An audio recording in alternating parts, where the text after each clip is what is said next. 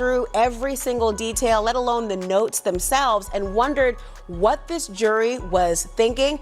Well, now we know from a hung jury, Jeremy, just 24 hours ago, to all of a sudden no longer hung, and now acquittal on the highest charge, RICO. That's why I don't be going to the puffy parties.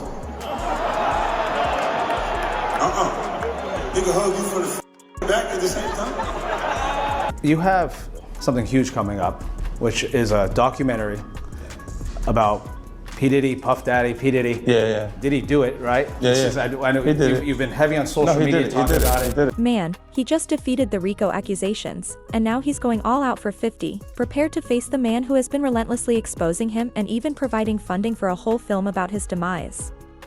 And 50 insiders claim that although he may present a bold front, he is now concerned about the repercussions he would have to deal with. Diddy was exonerated of the most serious charges against him, in case you missed it. He was found not guilty of extortion and RICO, which was a significant victory for him and a significant setback for the prosecution. There are currently just 2 counts against him related to illegal adult behavior, though not bad enough to keep him incarcerated for very long.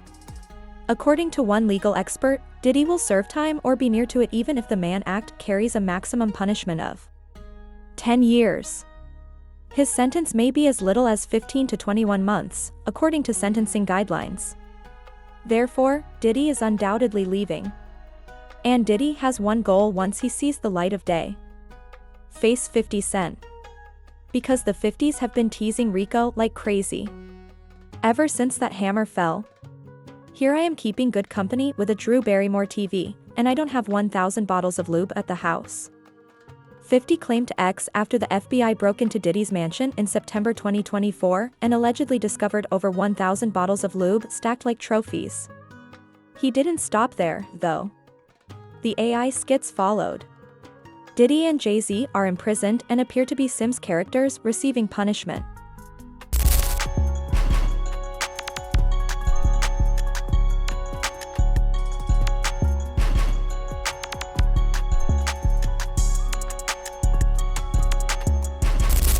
.50 even released the trailer for a complete Netflix-style documentary series called Diddy Do It? Seems as though that individual made a side gig out of ridiculing Diddy's demise.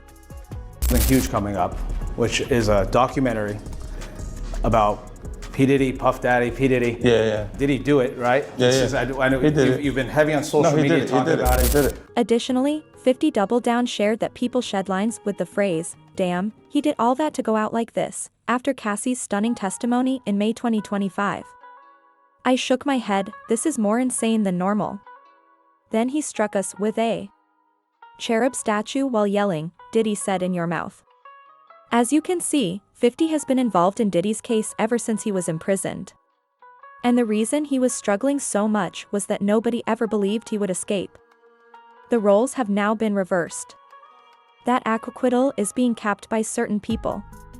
Rumor has it that Diddy may have taken another ploy, allegedly using hush money, purchasing silence, and lubricating palms.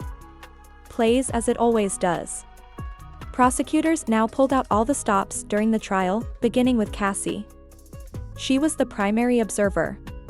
Claimed that she was coerced into doing inappropriate things at Diddy's alleged freak-offs.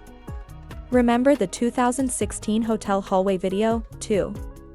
You are aware of the one in which Diddy attacked Cassie. Even though he allegedly paid the hotel to hide that footage, it was still visible on the street. There is damage, and many could smell the script. In that apologetic video that was written by PR. That was cleanup's image. That video is inexcusable. I take full responsibility for my actions in that video. I'm disgusted. I was disgusted then when I did it, I'm disgusted now. The worst part is that Cassie claims Diddy raped her in their own living room in 2018. She said that Diddy placed trackers on her phone, followed her around at all times, and threatened to kill her if she spoke out.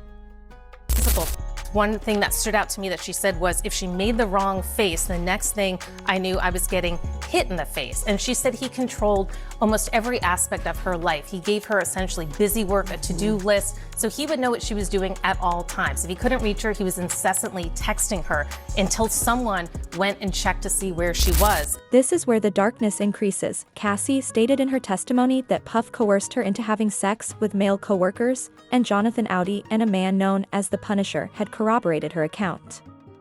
Instructions from him, but it was instructions from her, like specifically. Every time I did it, I had to know in or around the outside of her box. Like, so on the lips, everything, and to that degree, on the outside of her. And the recordings that were played in court were outrageous. Here's the twist, though.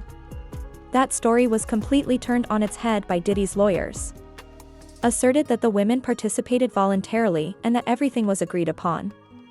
They claimed that these girls simply regretted it when the money stopped coming in, since it was billionaire freak lifestyle energy. A juror actually went on a press run discussing tapes. Graphic images, videos, you heard very sexual and graphic details. What was that like, hearing that, and how did it impact how you viewed the case? No, they were very graphic, and but I think overall, you know, we were looking at it from like one side, and it was definitely riveting and eye-opening. What did you see on the videos? You know, the press wasn't able to see it in real time. Yeah. No, I mean, they were showing some of the. Well, I mean, it was both the freak-offs and hotel nights, as they were called, from both of them. But it was. What did they show in those videos? They showed, well, again, you know, the defense and the prosecution showed different clips, so they were very selective. Like the prosecution was showing more, you know, just Cassie just sitting around. The defense showed that? Defense showed that, yeah. Just her sitting around not engaging in activity? Yes. The prosecution, when you had to have your headphones on and otherwise, what were you seeing then? There was activity, but I mean, it wasn't really. Was it forced? No, it didn't seem forced. It was actually like pretty tame. Really? Yeah. It was just a lot of rubbing oil and stuff on there. It wasn't. They pulled out. She was portrayed by Jane Doe as clout chasing. Asserted that Kid Cudi's testimony was unimportant.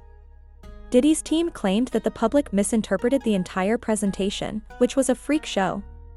In all honesty, some jurors may have believed it because Diddy's RICO allegation has been dropped as of right now. Rumor has it that he might soon be released on bond, even after Diddy was exonerated of the RICO accusations, and 50 Cent. He continued to get jokes. 50 posted an AI-generated selfie of himself chuckling on Instagram as soon as the acquittal fell. Diddy beat the RICO, the caption reads, "What a nasty boy. John Gotti was gay, and he liked him. He then made fun of Diddy's defense attorney by stating, 'Hey, shithead Puff. I warned that Jane wouldn't attend the appeal if you didn't continue to pay the rent. Because of your awful concluding remarks, Mark, many assumed you were working for me.' As if that weren't enough, 50 is currently working on the Netflix documentary on Diddy's bizarre fallout and claims to be using the money it makes to help survivors. People are wondering what will happen now that Diddy has avoided the RICO accusations. Is he actually going to get away with it, or are there going to be more charges? Do you believe 50 will maintain the same level of energy if he walks? Post your opinions in the comments section. Don't simply browse, hit like, subscribe, and